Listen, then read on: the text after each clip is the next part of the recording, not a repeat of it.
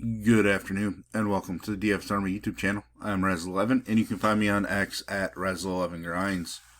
Going to take a look at some pitching for today, the 3rd of July. We do have a 7-game slate this evening.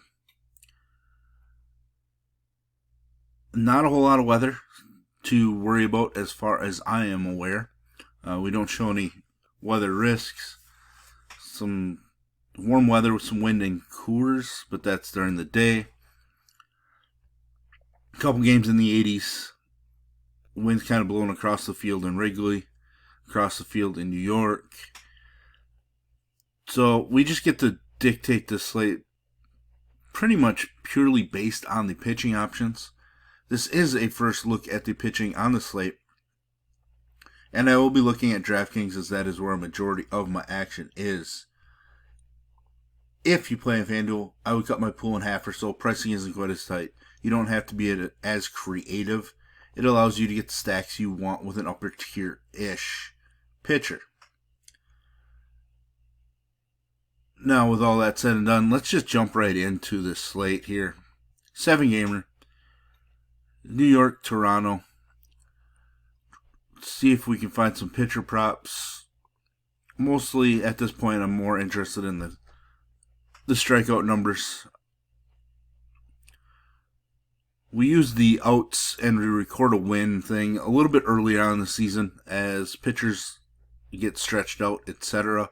Now that we have more data, I don't think we need to rely on those as much. But K numbers, always important to take a look at. Bassett with K prop of 5.5, juiced the over. Clark Schmidt, 4.5, juiced under.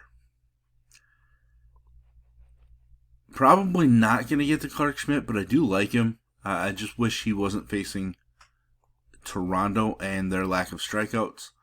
Now, with that said, he did strike out 6 the first time he faced them, allowed just a solo home run, but did walk 4. So maybe I do need to reconsider. His strikeout numbers are even better when on the road, but his home runs allowed number jumps up when on the road as well. I'm just not overly excited to pick on the Blue Jays right now. They've struck out just 45 times in the last 7 games. So 6.5 times per game at this point. Not the best time to try to pick on them, to be honest. Bassett coming off of an atrocious start. We do know that the Yankees can strike out a little bit. He did struggle against them the first time. His numbers at home have been pretty strong. Fewer home runs allowed, more strikeouts, etc. I think we're going to play Bassett today. I just think he has more upside than Schmidt in this spot. But, man, the more I look at it, the more uneasy I get thinking about playing Chris Bassett. But, again, we do see the Yankees struggle at times. They did wake up a little bit yesterday, but I just think that he has the upside that we are targeting. Milwaukee, New York, 2 pitchers that I don't think we need to prioritize. I would say that Peterson at home has been phenomenal. He's probably the one out of this game that I would prefer to play if I get there. I don't see myself playing both pitchers in this matchup. I just don't think Quintana has the upside on a 7-game slate that we're looking for. He has been phenomenal away from Milwaukee, where he's struggled mightily. But he's just not a K guy. Walks have been there. No real strikeouts. Even in a performance where he allowed 0 runs, he still put up just 15 fantasy points. I'm not really interested in trying to get 15 fantasy points. I think it's pretty easy to pass on Quintana. I want to consider passing on Peterson, but I do think he has enough upside that he's probably going to be in play for us. Next game, sorry, I was distracted by something on my other monitor.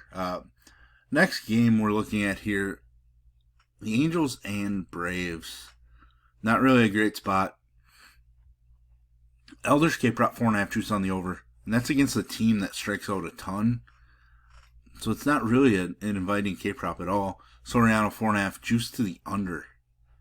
I'll be honest, I think Soriano's probably a slightly better play than Elder, but still, Soriano certainly volatile. Two massive starts, one really good start, and then two atrocious starts over his last 5. Kind of all over the place. He does have K upside, but his Ks just kind of come and go. Just out of nowhere, really. I like him a little bit more than Elder, to be honest. I just don't know. Elder dominated San Francisco. I don't know where that start came from. Been negative in 2 out of his last 3. May as well have been negative against Miami. Allowed a ton of base runners. There's K upside, but holy cow. Like, do we really want to trust Bryce Elder? I'm going to be hoping I can build out a pitcher pool without him. But he is going to stay in consideration, unfortunately. Based purely on the fact that he's taken on this LA squad that loves to rack up strikeouts. Still sitting second most in baseball on the season. So, we just hope to catch lightning in a bottle again. I just don't think he's going to strike out double digits. Maybe ever again. Probably shouldn't say ever, but most likely not. Cleveland, Chicago, not overly interested in pitching. I am a fan of Cade Horton's long-term ability. He just hasn't shown it upside yet, so I'm probably just going to pass on him. Cantillo getting the spot start means he's getting the call up from the minors. I'm just not really interested in taking it. I don't mind left-handed pitching against Chicago, but still, I have no interest in Cantillo in the spot.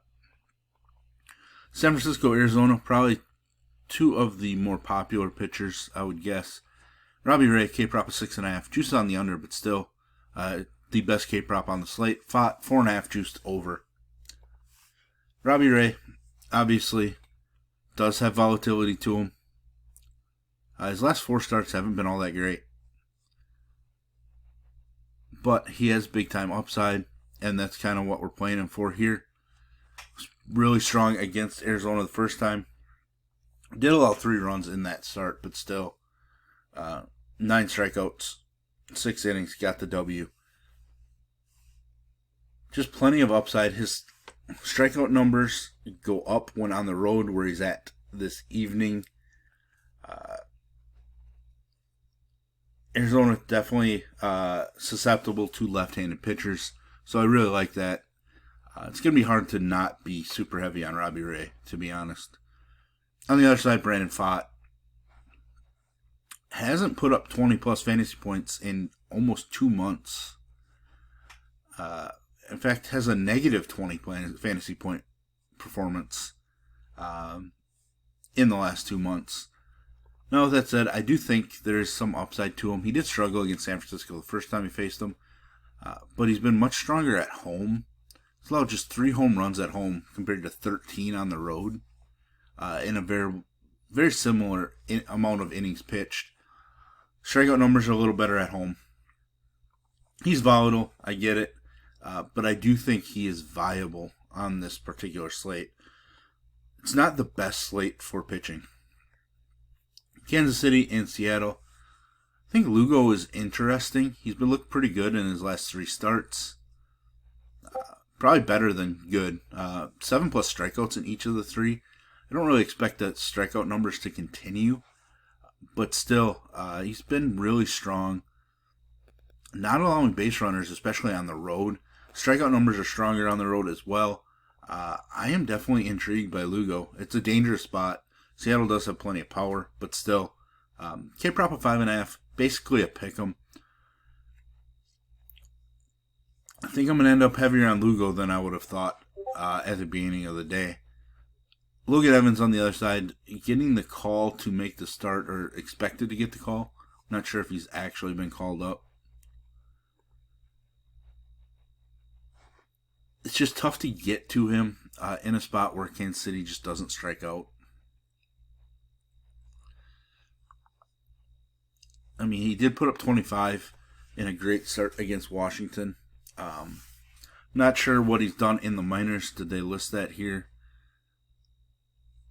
Not really a big K guy overall. Just got lit up in the minors last start. I know Kansas City just doesn't have a ton of power upside, but still, we like to see some strikeouts, and I'm just not sure that he has enough for us this evening. Last game of the slate, Dustin May and Savali. Savali, not going to get to, obviously, against the Dodgers. Bit of a reverse splits guy, so that might be something we want to look into. He's been atrocious on the road, but still, I'm just not getting to Savali. Dustin May, keep asking myself when this guy's going to put it together. Like, he has the talent. Strikeouts are down, walks are up. Some home runs as well, which isn't something we're used to seeing out of a guy that has such an extreme sinker. I just don't know what to do with him. We're going to play him because it's the White Sox.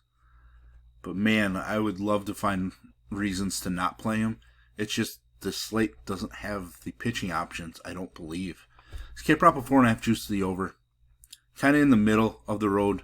A lot of 4.5s on the slate today. So, just not a ton of pitching upside overall. Robbie Ray for sure. Lugo sliding up my list. And then it's really just a lot of dart throws in spots that I just don't feel super confident about. So you can kind of take that one of two ways. You know, you can go super heavy on just a few pitchers and live with the outcomes. Or you go heavy on those couple pitchers and just really spread out amongst almost everybody. I don't really like doing the almost everybody strategy. But it's an open option in my book just because I don't feel the greatest about pitching. So we have to find the way to give us our best shot at finding lineups at the top of the leaderboard when all is said and done. So there we have it. There's the first look at pitching. If you enjoy what I bring to you, please hit the like button, hit the subscribe button, turn the notification bell on, get the alert anytime we drop videos here at DFS Army. If you want to join us, get access to our coaches, tools, sheets, Discord, etc. I will put links in the description below. You can use promo code RAZ, that's R-A-Z, for 10% off monthly. And as always, best of luck, everybody.